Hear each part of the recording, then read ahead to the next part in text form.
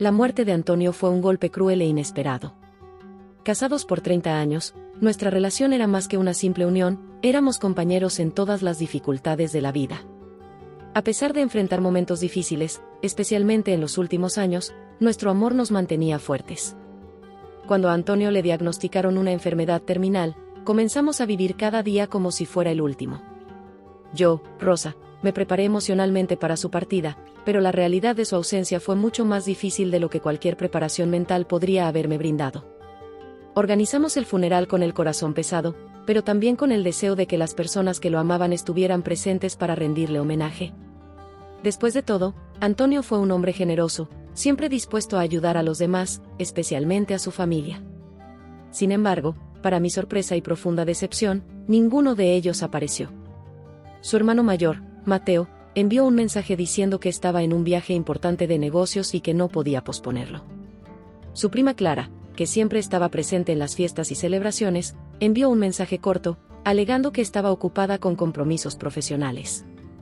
Incluso los sobrinos, Lucas y Daniela, que muchas veces acudían a Antonio en busca de ayuda económica, encontraron excusas débiles para justificar su ausencia. Me sentí profundamente herida, pero no mostré mi dolor. Durante todo el funeral, recibí a los pocos amigos cercanos que vinieron y tomé la mano de mi hija, Laura, visiblemente afectada por la pérdida de su padre. Sonreí a quienes vinieron a rendirle homenaje, pero por dentro persistía una sensación de injusticia. No era el momento para confrontar a nadie, sabía que la justicia llegaría de una forma u otra. Antonio siempre fue un hombre sabio y, mucho antes de su muerte, había hecho ajustes en su testamento. Sabía lo que estaba por venir y, en el fondo, esperaba que esa familia distante y fría sintiera el peso de sus acciones. Después del funeral, la tensión entre los familiares comenzó a manifestarse de manera sutil.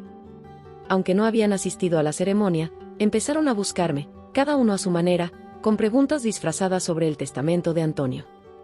Mateo fue el primero en llamar, con voz apagada y formal, preguntando cómo estaba manejando la pérdida, pero claramente tratando de descubrir cuándo se leería el testamento. Siempre fue un hombre ambicioso, y su ausencia en el funeral ahora era una sombra incómoda que flotaba sobre nuestras conversaciones. Clara, más directa, envió un mensaje preguntando si Antonio había dejado alguna instrucción específica sobre su herencia, mencionando de manera casi casual que esperaba que él se hubiera acordado de ella y de los otros primos. Esta repentina preocupación por la fortuna de Antonio me disgustaba. Mientras yo aún estaba de luto, lidiando con el dolor de perder a mi esposo, esos parientes, que se habían distanciado emocionalmente de él, ahora aparecían interesados solo en lo que podían obtener. No era una sorpresa para mí, pero aún así dolía ver cómo la codicia prevalecía sobre el respeto y el amor familiar. Sin embargo, Antonio había sido cauteloso en los últimos meses de su vida. Me confió que temía la reacción de sus familiares después de su muerte, ya que sabía que muchos de ellos lo veían solo como una fuente de beneficios financieros. Por eso, tomó una decisión valiente y justa, revisó su testamento, retirando cualquier herencia de aquellos que no demostraron una verdadera consideración. Redirigió la mayor parte de su fortuna a causas benéficas, como el hospital infantil donde nuestro hijo había sido tratado años antes, y a amigos que estuvieron a su lado en las adversidades. Esta decisión no fue compartida con la familia. Ellos continuaron viviendo con la expectativa de que recibirían una parte sustancial de la fortuna de Antonio, sin saber que estaban a punto de enfrentar una amarga verdad. Cuando llegó la mañana de la lectura del testamento, todos se reunieron en la oficina del abogado, Rafael, esperando ansiosos la confirmación de sus esperanzas. La sala estaba llena. Mateo y Clara se sentaron al frente con expresiones tensas y llenas de expectativa. Lucas y Daniela, jóvenes e impacientes, susurraban entre sí, ajenos a la solemnidad del momento. Rafael, el abogado de confianza de Antonio durante más de 20 años, entró en la sala con una expresión seria, colocando una pila de papeles sobre la mesa. Hizo una pausa antes de comenzar la lectura, como si quisiera preparar a los presentes para el impacto que se avecinaba. Estamos reunidos aquí para la lectura del testamento de Antonio García, quien falleció recientemente. Como su abogado, debo decir que todas las disposiciones fueron cuidadosamente redactadas y revisadas de acuerdo con las leyes vigentes. Ahora, sin más preámbulos, procederé con la lectura.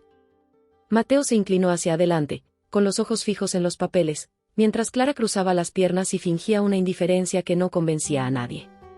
Rafael comenzó a leer las palabras de Antonio, y el silencio se estableció en la sala. A mi esposa, Rosa, le dejo nuestra casa y todos los recuerdos que construimos juntos. Ella fue mi pilar en la vida, y deseo que siga viviendo con comodidad y seguridad. También le dejo algunas propiedades a su nombre y el 6% de mi patrimonio para mis hijos, que será dividido equitativamente. Los ojos de Mateo brillaron de ansiedad mientras Rafael continuaba. A mis familiares de sangre, aquellos que siempre encontraron tiempo para sus vidas, pero nunca para mí, no les dejo nada más que mi perdón. Que sigan con sus vidas como lo hicieron en vida, sin preocuparse por el peso de mi herencia. A aquellos que siempre estuvieron presentes, aunque no compartan mi sangre, les dejo mi gratitud y los frutos de mi trabajo. El resto será para instituciones de caridad a las que en vida contribuí. El asombro fue inmediato. Mateo estaba en estado de negación. Esto debe ser un error, murmuró, mirando a su alrededor como si esperara que alguien lo corrigiera. Clara, incrédula, murmuró algo sobre impugnar el testamento. Lucas y Daniela, que apenas entendían la profundidad de lo que acababan de escuchar, quedaron atónitos, incapaces de procesar el hecho de que se irían con las manos vacías. La sala quedó sumida en un silencio absoluto después de la lectura del testamento. Los rostros de los familiares, antes tan confiados, ahora mostraban expresiones de sorpresa, decepción, y en algunos casos, hasta rabia. Mateo se levantó de golpe, echando la silla hacia atrás, incapaz de aceptar lo que acababa de escuchar. «Esto no puede ser verdad», exclamó, intentando esconder su frustración tras una fachada de dignidad herida. Clara, con el rostro rojo de indignación, intentó discutir con Rafael, insistiendo en que algo debía estar mal, que Antonio no habría hecho eso. Pero Rafael, siempre profesional, se mantuvo firme. El testamento fue revisado y registrado legalmente. No hay error. Los sobrinos, Lucas y Daniela, quedaron paralizados, sin saber qué hacer ni qué decir. Ellos, que nunca le dieron verdadera importancia a Antonio en vida, ahora se encontraban sin nada. La expectativa de heredar una fortuna se desvaneció en un instante. Yo, Rosa, observé todo en silencio. Ya sabía lo que estaba por venir y, de algún modo, sentí que Antonio había hecho justicia incluso después de su muerte. Sabía que aquellos que lo abandonaron en vida no merecían su herencia, y su última acción fue un reflejo de su profunda comprensión de lo que realmente importa. Mientras los familiares salían uno a uno, murmurando en frustración y disgusto, me quedé sentada, tranquila. La herencia de Antonio no estaba en bienes materiales, sino en sus recuerdos, en sus gestos de generosidad hacia aquellos que realmente importaban. Su legado ahora estaba en manos correctas, instituciones que harían buen uso de su fortuna y amigos que lo amaron por quien era, no por lo que poseía. Al salir de la oficina, sintiendo el peso de la ausencia de Antonio más ligero, supe que él había tomado la decisión correcta, y en el fondo, la familia también lo sabía. Habían recibido lo que merecían, nada. La historia de Rosa y Antonio nos deja una profunda reflexión sobre el verdadero valor de las relaciones humanas. A veces, en momentos de dolor y pérdida, se revela la esencia de las personas a nuestro alrededor. Antonio, a lo largo de su vida, fue generoso y atento, ofreciendo su amor y apoyo a quienes estaban cerca de él. Sin embargo, en el momento en que más lo necesitó, durante su último adiós, los mismos familiares que se beneficiaron de su bondad y generosidad mostraron su verdadera cara, desinterés y frialdad. La ausencia de ellos en el funeral, que debería haber sido un momento de unión y despedida, expuso el egoísmo y la falta de consideración hacia Antonio como persona. La mayor ironía es que, en su expectativa de recibir algo material, se olvidaron de lo más importante, el legado de amor y presencia que Antonio dejó a quienes verdaderamente lo amaron. Su decisión de dejar la herencia a quienes lo merecían y no a aquellos que lo negaron es una poderosa lección de que el valor de una persona no está en lo que puede dar en términos materiales, sino en lo que representa. Rosa, por su parte, demostró una fuerza admirable. No necesitó de palabras duras ni de confrontaciones. Su silencio, su dignidad, y su confianza en las decisiones de Antonio fueron suficientes para mostrar que el verdadero tesoro no estaba en el dinero o los bienes dejados atrás, sino en el amor compartido entre ellos. Y es esa lección la que queda: las personas que realmente importan en nuestra vida son aquellas que están presentes en los momentos más difíciles. Lo que dejamos como herencia va mucho más allá de lo tangible. Esta historia nos recuerda que la vida es demasiado corta para vivirla solo con expectativas materiales. Lo que realmente vale la pena son los lazos que construimos, el respeto que cultivamos y el amor que ofrecemos. Al final, lo que permanece no son las posesiones, sino los recuerdos y el impacto que tuvimos en la vida de quienes nos rodean. Después de la lectura del testamento y la tormenta de emociones que dejó, los días siguientes fueron una mezcla de paz y pequeñas confrontaciones sutiles. Aunque la mayoría de los familiares, especialmente Mateo y Clara, evitaban hablar directamente conmigo, sus mensajes y miradas eran claras señales de su descontento. Laura y yo intentamos recuperar la calma en casa, tratando de adaptarnos a la nueva realidad sin Antonio. Cada rincón de la casa evocaba recuerdos suyos, desde su sillón favorito hasta el jardín que tanto cuidaba. Había una tranquilidad en saber que, en vida, Antonio había tomado decisiones basadas en su amor y en su sentido de justicia, pero no podía evitar sentir que, en parte, la familia no estaba dispuesta a dejar el asunto en paz. Un día, mientras estaba organizando algunos documentos, recibí una llamada de Rafael, el abogado de Antonio. Su tono era serio y, después de unas palabras formales, me comunicó que Mateo había decidido presentar una demanda para impugnar el testamento, argumentando que Antonio había actuado bajo presión o no estaba en pleno uso de sus facultades cuando lo redactó. Aquello me causó un profundo pesar, aunque no sorpresa. Era una jugada predecible de Mateo, quien había mostrado ambición incluso en los momentos más tristes. Rafael me aseguró que, en el aspecto legal, el testamento estaba protegido y que Antonio había sido meticuloso al revisar todos los detalles. No obstante, la familia tenía derecho a intentar impugnarlo, y eso abriría una nueva etapa de conflictos que, aunque predecible, sería desgastante. Laura, que había estado escuchando mi conversación con Rafael, se acercó y me abrazó. Con una madurez que me sorprendía, me dijo: «Mamá, papá hizo lo correcto, y lo sabes. Pase lo que pase, vamos a mantenernos firmes. No estamos solas, él nos dejó todo lo que realmente importa».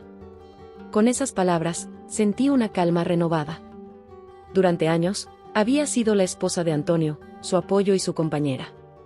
Ahora, debía ser fuerte no solo por mí, sino por el legado de amor y justicia que él había dejado. En los días que siguieron, Mateo y Clara intentaron contactarme varias veces. Me enviaban mensajes e incluso llegaron a aparecer en la puerta de la casa con pretextos varios. A pesar de sus insinuaciones y su aparente interés en resolver el asunto de forma amistosa, dejé claro que no cedería ante sus demandas. Sabía que Antonio, de alguna manera, había previsto todo esto y que mi deber era honrar su voluntad y su memoria. Un par de semanas después, el caso fue finalmente llevado a la corte. Rafael me acompañó en todo momento, guiándome y dándome la tranquilidad de que, pase lo que pase, la decisión de Antonio estaba en terreno firme. Las audiencias fueron tensas y agotadoras. Mateo y Clara, en su testimonio, intentaron retratar a Antonio como una persona vulnerable y manipulable en sus últimos días, algo que quienes lo conocieron sabían que no era cierto. Finalmente, después de semanas de incertidumbre y discusiones legales, el juez dictó su sentencia. Con firmeza, declaró que el testamento de Antonio era completamente válido, respaldando así su última voluntad y desestimando cualquier intento de impugnación por parte de sus familiares. Al escuchar el veredicto, sentí una paz indescriptible, era como si Antonio mismo estuviera presente, asegurándome que habíamos superado esta última prueba juntos. Mateo, Clara, Lucas y Daniela abandonaron la sala visiblemente abatidos, pero esta vez sin la arrogancia ni el interés que los había acompañado desde el inicio. Quizás comprendieron, finalmente, que su insistencia por la herencia solo había sacado a la luz su verdadera naturaleza ante todos. Laura y yo salimos de la corte bajo el sol de la tarde, con el peso de la última batalla finalmente liberado. Habíamos defendido el legado de Antonio, no solo su voluntad escrita, sino su integridad, su amor y su justicia. Caminando juntas hacia la salida, ambas sentimos que, aunque Antonio ya no estuviera físicamente a nuestro lado, su presencia seguiría acompañándonos, guiándonos y protegiéndonos. Desde aquel día, decidí hacer honor a sus deseos, dedicar mi tiempo y esfuerzo a las causas y amistades que él valoraba en vida. Con el Hospital Infantil, creamos un fondo en su nombre, el Fondo Antonio García para la Esperanza, que apoyaría a las familias de los pequeños pacientes en tratamientos largos. La comunidad y los amigos que lo recordaban como un hombre generoso y bondadoso comenzaron a reunirse en nuestra casa cada año, celebrando su vida y el impacto que había tenido en todos. Con el tiempo, nuestra vida continuó. Laura siguió sus estudios, inspirada por el ejemplo de su padre, y yo encontré paz en la certeza de que, incluso después de su partida, Antonio nos había dejado el mayor regalo de todos, un legado de amor, dignidad y valores, mucho más valioso que cualquier bien material.